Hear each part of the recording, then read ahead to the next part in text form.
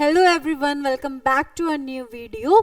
आज की वीडियो में हम करने जा रहे हैं मैट्रिक्स के आगे का पार्ट।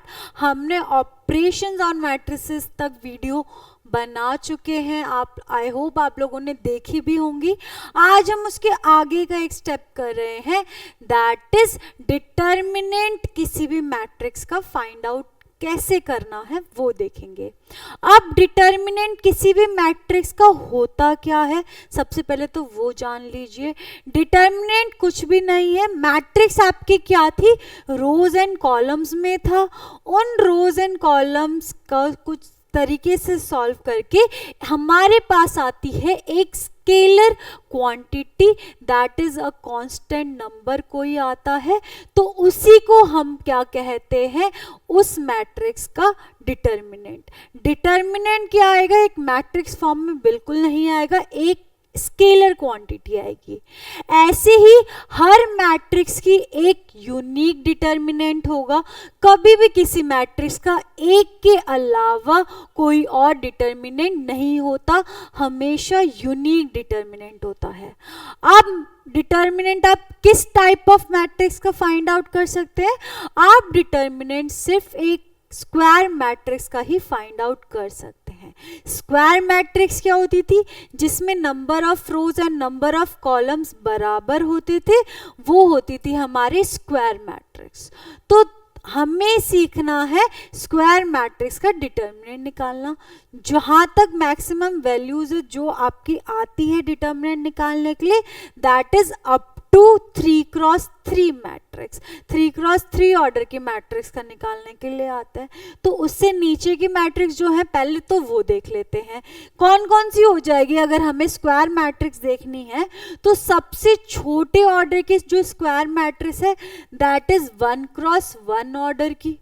1x1 ऑर्डर की स्क्वायर मैट्रिक्स, इसमें नंबर ऑफ एलिमेंट्स कितने होंगे, इनका product that is 1 into 1, number of elements 1, एक ही रो और एक ही कॉलम, दैट इज जो हमारी मैट्रिक्स है उसमें सिर्फ क्या आ रहा है, सिर्फ एक ही एलिमेंट आ रहा है। अब वो एलिमेंट कुछ भी हो सकता है, कोई भी रैशनल नंबर, कोई भी कॉम्प्लेक्स नंबर, एनीथिंग, ठीक है।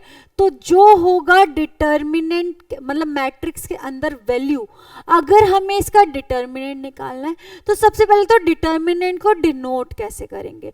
डिटर्मिनेंट को डिनोट हम करेंगे, या तो आप ऐसे कर दो एब्सोल्यूट वैल्यू ऑफ ए, इस वे से, मतलब दो वर्टिकल लाइंस के बीच में मैट्रिक्स का नाम लिख दो। और आप कैसे लिख सकते हो, डिटर्मिनेंट के आगे के 3 वर्ड्स ले लो और ब्रैकेट में क्या लिख दो, मैट्रिक्स का नाम। ए मैट्रिक्स है तो ए।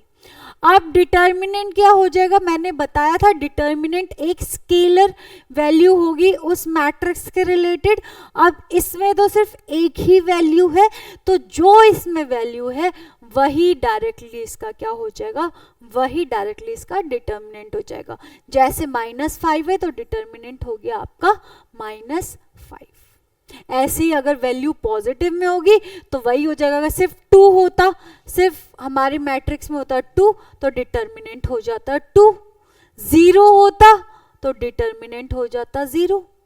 तो इस प्रकार से आपने देखा कि आपके पास डिटर्मिनेंट वैल्यू नेगेटिव भी आ सकती है, पॉजिटिव भी आ सकती है जैसे इसका 2 आएगा, और 0 भी आ सकती है, 0, नेगेटिव एंड पॉजिटिव।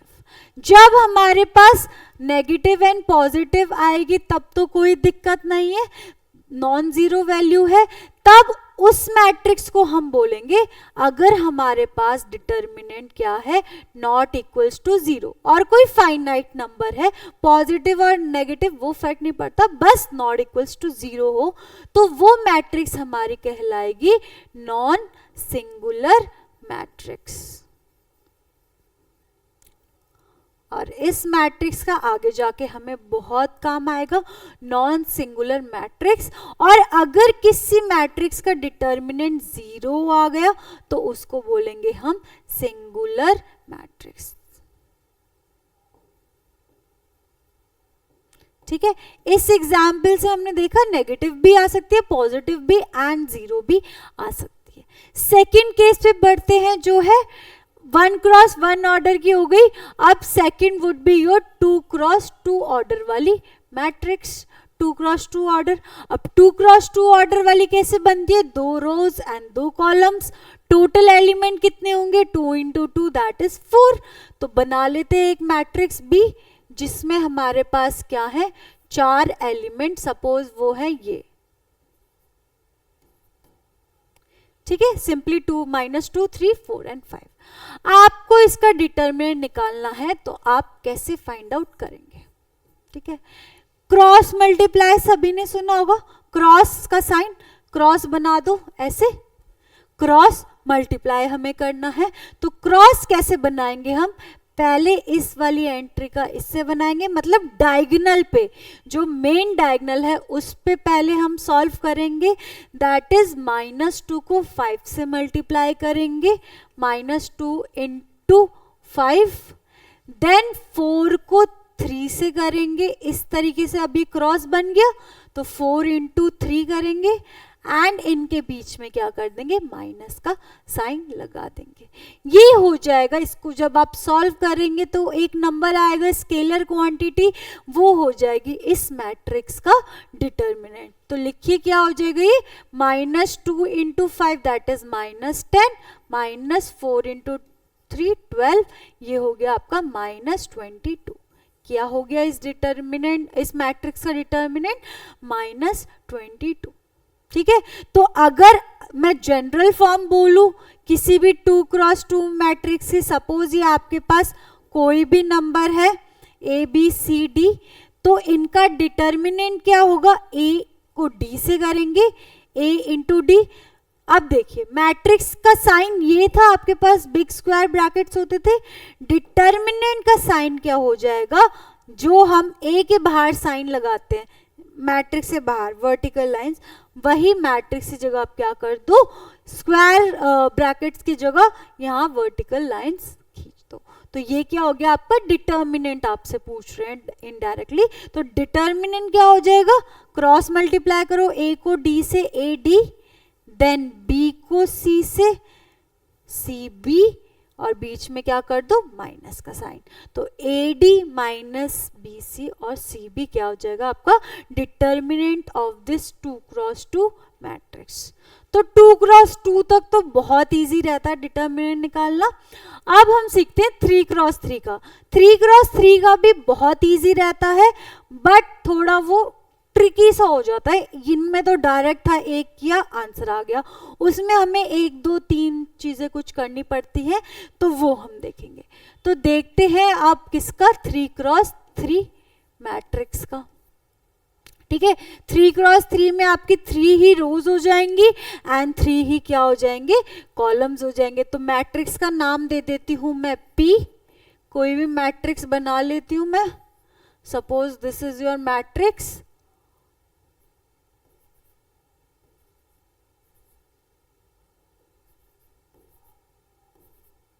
ये हो गई आपके क्या, मैट्रिक्स ऑफ ऑर्डर 3 क्रॉस 3। अब इसका डिटर्मिनेंट कैसे निकालेंगे, डिटर्मिनेंट निकालने के लिए हम किसी भी रो या किसी भी कॉलम के अलोंग हमें क्या करना पड़ेगा, इस मैट्रिक्स को एक्सपैंड करना पड़ेगा। वो आपकी चॉइस है, आप कोई भी पर्टिकुलर रो लो, कोई भी पर्टिकुलर कॉलम लो, वो आप पे डिपेंड करता है, ठीक है। अभी जो मैं आपको समझाऊंगी, तो मैं चलो कोई भी रो ले लेते हैं, तो हम क्या ले लेते हैं, रो 1 से मैं आपको सिखा देती हूँ कि रो 1 अगर हम लेंगे तो उसके अलोंग हम कैसे एक्सपैंड करेंगे। तो क्या कर रहे हैं हम, एक्सपैंडिंग अलोंग रो 1, ठीक है। अब मैं इसमें आपको कुछ चीजें बताऊंगी, वो आपको करनी है। आपने रो 1 देखी, रो 1 में कितने एलिमेंट्स हैं, 1 2 3, 3 एलिमेंट्स है। 3 एलिमेंट को थोड़ा स्पेस दे देकर लिख लो, जैसे कि सबसे पहला एलिमेंट हो गया हमारे पास 2, फिर नेक्स्ट एलिमेंट हो गया 1 एंड थर्ड एलिमेंट हो गया हमारे पास 4। लिख लिया, स्पेस देकर, कुछ स्पेस देकर हमने तीनों एलिमेंट लिख लिए लाइन वाइज। 2 पहले था तो पहले 2, फिर 1, फिर 4। अब नेक्स्ट चीज आपको क्या करनी है, नेक्स्ट चीज आपको इनके आगे लगाने हैं साइंस। साइंस क्या हो गई, साइन मतलब या तो आप पॉजिटिव लगाएंगे या तो आप नेगेटिव लगाएंगे।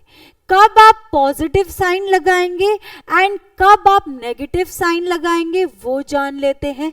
पॉजिटिव साइन आप लगाएंगे अगर आपके पास, जैसे ये 2 है, 2 के आगे मुझे कौन सा साइन लगाना है ये मुझे अब देखना है। तो सबसे पहले हम उसका एड्रेस देखेंगे, मतलब वो किस रो में है और किस कॉलम में है वो देखेंगे। 2 कौन सी रो में है, रो 1 में, और कॉलम में कौन से में है, कॉलम 1 में। तो रो 1 कॉलम 1 ये इसका एड्रेस हो गया। अब इनके रो नंबर और कॉलम नंबर को क्या कर लो, ऐड कर लो, ऐड कर लो। इनका एड्रेस कैसे लिखते थे, मैंने आपको बताया था, AIJ करके लिखते थे, where I is row number and J is column number।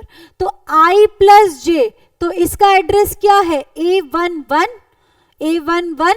Address, तो रो 1 एंड कॉलम भी 1, दोनों को ऐड करो, 1 + 1 + 1 आ गया आपके पास 2। अब जो भी आपको row number and column number add करके मिलेगा उसको आप देखेंगे। अगर वो इवन मिलेगा तो आप प्लस का साइन लगाएंगे, दैट इज अगर I + J आपको इवन मिला तो प्लस का साइन लगेगा उस एंट्री के आगे। अदरवाइज अगर ये आपको ऑड मिला तो उस एंट्री के आगे क्या लगेगा, माइनस साइन।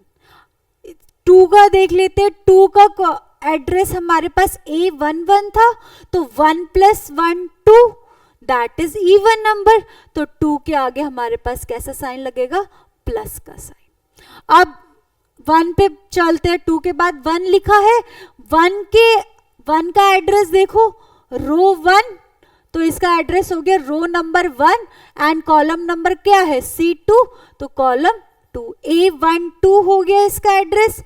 1 + 2 करो, 1 + 2 that is 3 which is odd number, तो इसके आगे क्या लगेगा, नेगेटिव साइन लगेगा। 4 की कॉरिस्पॉन्डिंग देखेंगे, 4 का एड्रेस क्या हो गया, रो 1 कॉलम 3 दैट इज A13, तो A13 में 1 + 3 करो that is 4 which is even number, तो ये आ जाएगा प्लस। तो आपने क्या सीखा, इनके आगे क्या साइन लगेगा वो सीखा। तो आप या तो याद भी रख सकते हैं डायरेक्टली कि पहले के आगे प्लस लगेगा, दूसरे आगे के माइनस लगेगा ऑल्टरनेटिवली, एंड देन इसके आगे प्लस लगेगा। एंड जो रीजन था इनका प्लस और माइनस लगने के लिए वो मैं आपको ऑलरेडी एक्सप्लेन कर चुकी हूँ, ठीक है। तो आपने पहली चीज तो क्या करी कि कोई भी एक रो या कॉलम ली, उसके तीनों एलिमेंट्स स्पेस करके लिख दिए। फिर सेकंड चीज आपने क्या करी, सेकंड चीज आपने उनके आगे लगाए उनके साइंस, कि उनके आगे प्लस लगेगा या माइनस लगेगा, वो आपने इंडिविजुअली के आगे लगा दिया। अब जो आपको तीसरी चीज करनी है वो क्या करनी है, आपको इनको करना है इनके छोटे डिटर्मिनेंट से इनटू। छोटे डिटर्मिनेंट से मेरा मतलब क्या है, उसको हम माइनर भी बोल सकते हैं, बट अभी छोटा, अभी मैंने माइनर आपको वर्ड नहीं पढ़ा है तो मैं डिटर्मिनेंट बोल रही हूँ। छोटे डिटर्मिनेंट से आपका क्या मतलब है, ये मैट्रिक्स है 3x3 ऑर्डर की, इससे जस्ट छोटा डिटर्मिनेंट कौन सी मैट्रिक्स का होगा, 2x2 ऑर्डर का।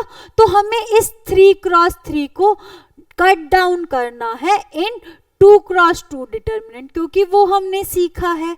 तो हम इसको कट डाउन कैसे करेंगे वो देख लेते हैं, ठीक है। तो सबसे पहले 2 के साथ कौन सा डिटर्मिनेंट मल्टीप्लाई होगा वो देखते हैं। 2 हमने लिया, 2 जिस भी रो में आ रहा है उसको आप क्या कर दो, डिलीट कर दो। तो 2 हमारा फर्स्ट रो में आ रहा है, तो I am deleting first row में डिलीट कर दिया, चलो ठीक है। और कौन से कॉलम में आ रहा है, फर्स्ट कॉलम में, तो फर्स्ट कॉलम भी मैंने क्या कर दिया, डिलीट कर दिया। बाकी की जो एंट्रीज बची, बाकी की एंट्रीज 4 बचेंगी, तो क्या बची 4, वो ये चारों बची, 3 2, 5 एंड 6। जब हमने ये दोनों रोज एंड कॉलम्स डिलीट कर दिए तो हमारे पास यही 4 एंट्रीज बची। उनको क्या करो, लाइन वाइज जिस ऑर्डर में वो लिखी हैं उसी ऑर्डर में यहाँ कॉपी पेस्ट कर दो। कर दिया।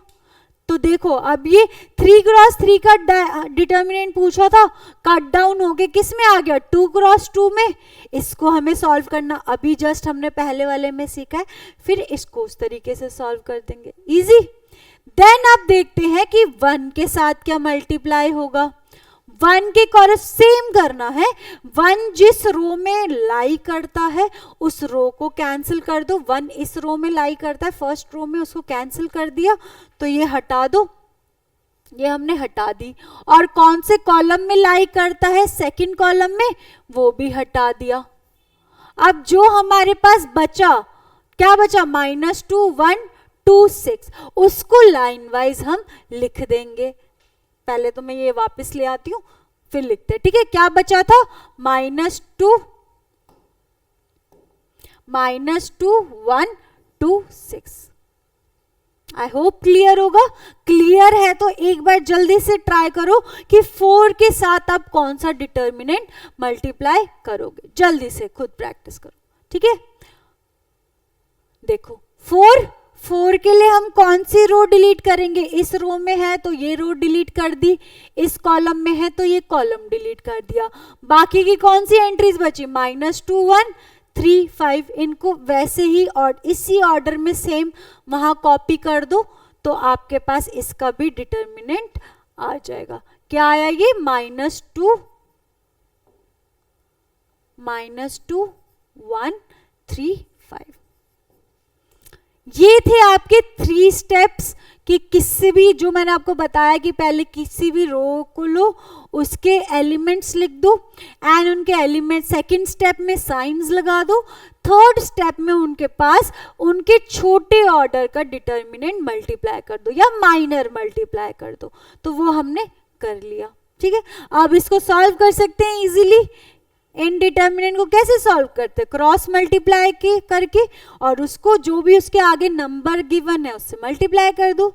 तो ये आ गया 2 × 3 × 6 18 -10 -1,